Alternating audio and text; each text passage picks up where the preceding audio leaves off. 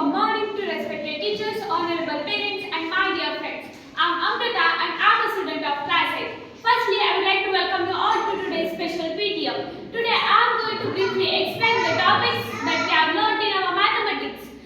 Firstly, let us start with rational numbers. Our rational numbers can be defined as a number which can be represented in the form of p by q, where p and q are integers and q is not equal to 0. There are four properties of rational numbers. Firstly, closure property. A plus b is equal to c. Closure property holds good for addition, subtraction, multiplication and division. Commutative property. A plus b is equal to b plus a. Commutative property holds good for addition and multiplication. Associative property. A plus of b plus c is equal to a plus of plus c. Associative property also holds good for addition and multiplication. Lastly, distributive property. A plus of b plus c is equal to a into b plus a into c. Distributive property holds good for multiplication over addition and subtraction. The following chapter is linear equation in one variable. In this chapter, we have learned about constants and variable. Constant, it is a number which has a fixed value, and variable, it is a number which can take various values. In this chapter, we have also learned about how to find the value of a variable. For example, x plus 2 is equal to 5. Then the value of x will be 3.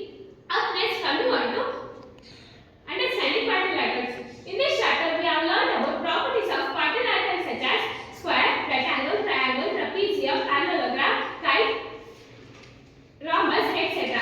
Then the next chapter, data handling. In this chapter, we have learned about central angle and probability, where probability is equal to number of outcomes by total number. Then moving on to squares and square roots, cubes and cube roots. In this chapter, we have learned how to find the cube root and square root by using prime factorization method, division method and dividend subtraction method. Then going on to mensuration. In this chapter, we have learned area, surface area and volume. Now let us recall them one by one.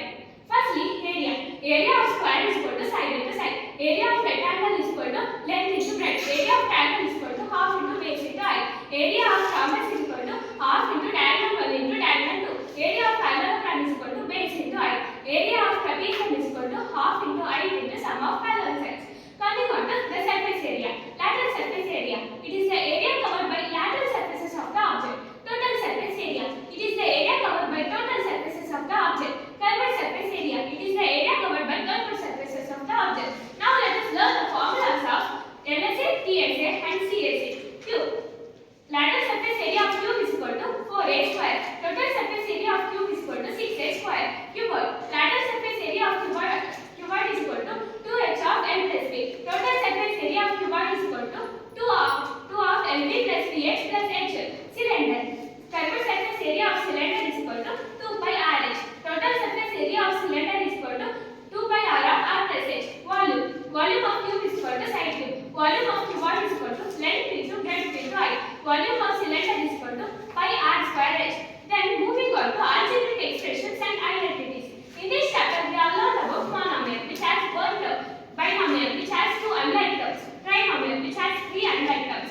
Then we have learned the three expressions in this chapter, which are a plus b whole square is equal to a square plus 2ab plus b square. A minus b whole square is equal to a square minus 2ab plus b square.